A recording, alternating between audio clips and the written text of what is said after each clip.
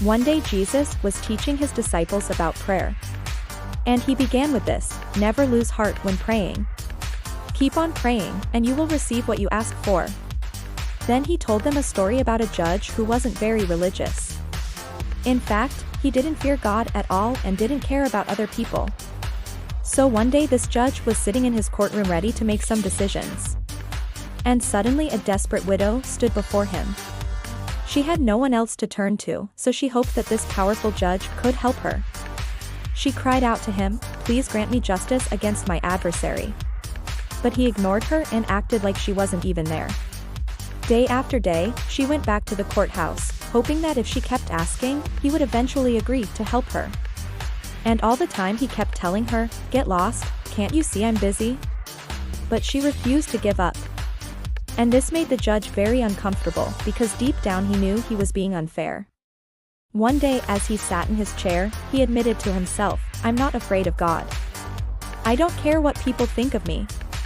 And I have no sympathy for this poor widow. I guess I'll just have to keep sending her away." But after a while, her persistence began to wear him down. And even though he didn't want to admit it, he realized that he couldn't keep putting her off forever. Finally, he said to himself, "I don't want to keep dealing with this woman. So why don't I just give her what she wants? It won't really hurt me, and it'll make her go away." So that's what he did. He granted her request and sent her away.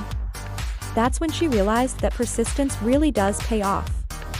And Jesus used this story to teach his disciples a very important lesson.